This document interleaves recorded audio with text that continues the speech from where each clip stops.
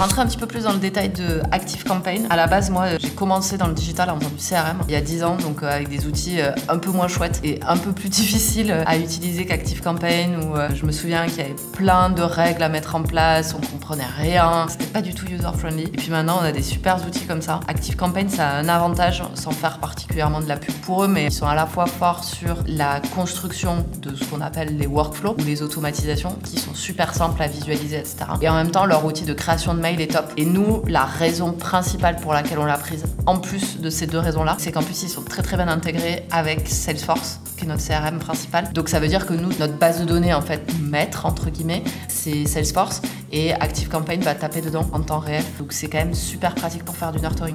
Donc pour vous montrer quelques différentes séquences de nurturing qu'on fait, donc on a une partie de nos séquences qu'on appelle chez nous Cancel and Rebook, pour dire tu as booké un call mais tu es pas venu. On voudrait bien que tu rebookes une deuxième fois pour que tu reviennes et qu'on puisse discuter avec toi. Donc ça, on a différentes versions en fonction des différents types de leads, si tu es très qualifié, moyen qualifié, pas très qualifié. Et à l'intérieur de ça, je vais rentrer du coup dans le premier pour vous montrer.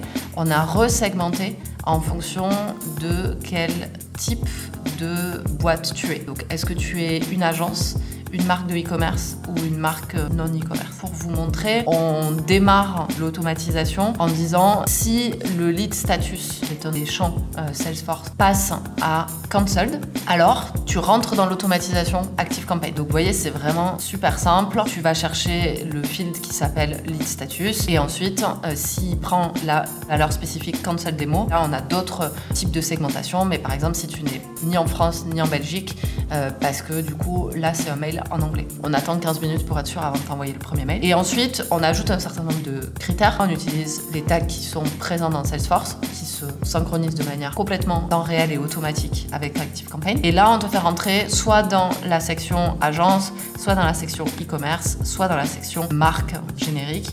Et là, on te dit, tu attends 2 jours, tu attends qu'il soit, je sais plus, 17h, et à 17h, on va t'envoyer le premier email. Là, c'est un email texte qu'on peut éditer à la volée, ici si on veut. Donc là, j'ai ma visualisation sur la droite, et si je veux changer le code sur la gauche, c'est super facile aussi à faire. Donc là, c'est des emails texte, parce que on a vu que dans les séquences de nurturing, notamment au tout début des séquences, c'est plutôt plus efficace de faire des emails 100% texte plutôt que de faire des emails HTML qui ressemblent plus à des newsletters. Mais plus loin par la suite, on a certains emails qui sont format newsletter. Voilà, vous voyez l'aperçu ici. Il y a des petits boutons de couleur, il y a des images, etc. Donc ça, c'est une des séquences qu'on a.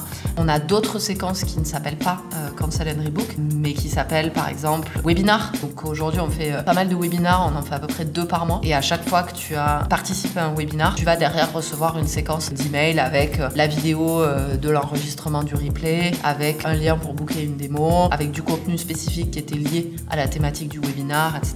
De manière générale, on produit beaucoup de contenu. Tout ce contenu, il est toujours utilisé dans nos emails de nurturing parce que c'est une manière de le distribuer en plus du blog ou de nos réseaux sociaux. Et donc aujourd'hui, vous voyez sur mon écran, on a 82 automatisations qui sont actives et c'est Barbara qui gère tout ça toute seule. Donc c'est pour vous dire que c'est facile. C'est facile dans le sens où il faut être bien organisé, mais on peut en créer vraiment. Barbara, elle est arrivée début 2020. Il y a eu beaucoup de choses qui ont été faites depuis et c'est vraiment facile. On fait des duplicata super facilement des différentes séquences pour ajouter un nouveau segment. Par exemple, aujourd'hui, on a lancé un tunnel Enterprise. En fait, on fait qu'un duplicata du tunnel classique où on fait des modifications et des changements dans certains emails, dans la longueur des séquences, etc. Donc voilà.